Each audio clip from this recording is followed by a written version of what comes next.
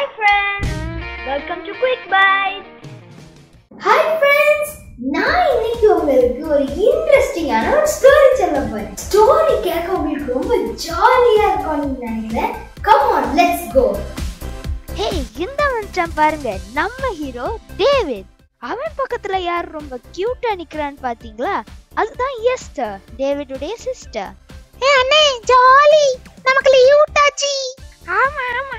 எனக்கு பிடிச்ச கிரிக்கெட். நான் இருப்பேன் விக்கெட். நீ போடி அங்கிட்டே.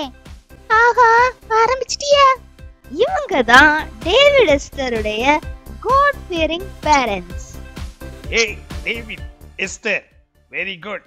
நல்ல ஜாலியா இருக்கீங்க போல இருக்கு. ஓகே, உங்களுக்கு லீவ் விட்டாச்சு. நாளைக்கு நம்ம சீக்கிரமே எந்திரிச்சு தாத்தா பாட்டி மாவை பார்க்க வில்லேஜுக்கு போறோம். சந்தோஷம் தானே? இன்னைக்கு நீங்க சீக்கிரமே நல்லா ஜாப் பண்ணிட்டு தூங்கிருங்க, சரியா? சரி சரி. ஏய், நாளைக்கு எனக்கு ஜாலி. நீ ஆக போற காலி. ஐயா, தாங்க முடியல. இவன் எப்பவுமே இப்படிதான். நான் போய் தூங்க போறேன்ப்பா. அடேங்கப்பா, காலையிலேயே கரெக்டா எந்திரிச்சு தாத்தா பாட்டிமா வீட்டுக்கு வந்துட்டாங்க போல இருக்க. ஏய், நான் தான் ஃபர்ஸ்ட் ஓடுவேன். நான் தான் ஃபர்ஸ்ட். ஏய் தாத்தா, உங்களை நாங்க பார்க்க வந்திருக்கோம். காத்தா, என்னுடைய கவிதை எப்படி இருக்கு? ஆமா ஆமா, கவிதை சூப்பர் செல்லம். சரி, எல்லாரும் வாங்க, நம்ம வீட்டுக்குள்ள போவோமா?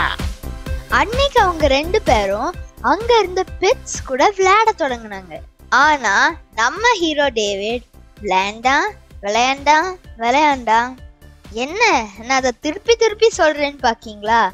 ஆமாங்க, அவன் அன்னைக்கு ஃபுல்லா விளையாடிக்கிட்டே இருந்தான். ஏய் டேவிட், ஒன்னதாண்டா, சாப்பிடவா?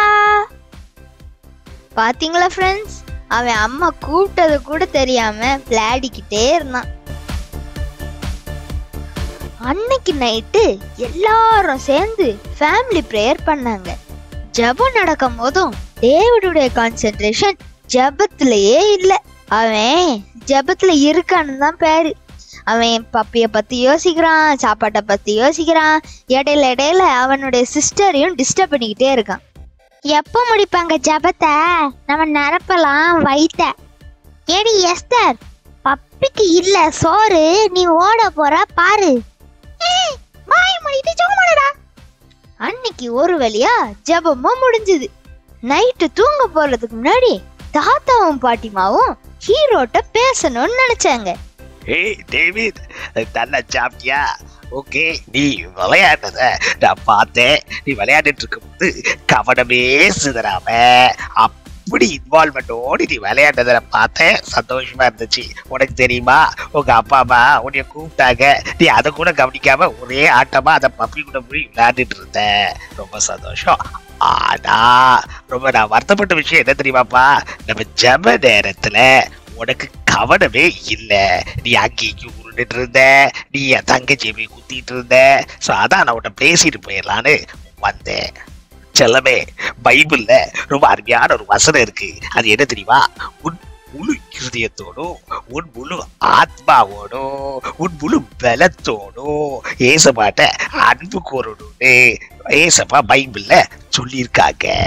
சரியா? அதனால நீ ஜெபம் பண்ணும் போதும் உன்னுடைய இன்வால்வ்மெண்ட் சிதறிடாம உன்னுடைய கவனம் முழுவதும் ஜெபத்துல இருக்க முடியா நீ பார்த்துக்கணும் சொல்லும். அப்ப ஏசப்பாக்கு ரொம்ப பிடிக்கும். அப்படிப்பட்ட ஜெபம் ஏசப்பாவுடைய இருதயத்தை போய் தொட்டுரும். சரியா?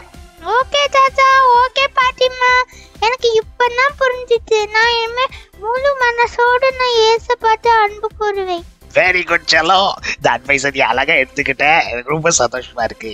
ஸோ இதில இருந்து நீ ஜெபம் பண்ணும் போது, பைபிள் வாசிக்கும் போது, சர்ச்சுக்கு போகும்போது, மெசேஜ் கேட்கும் போது எப்பவும் முழு இருதயத்தோடு ஏசுபா நோக்கி பார்க்கணும்.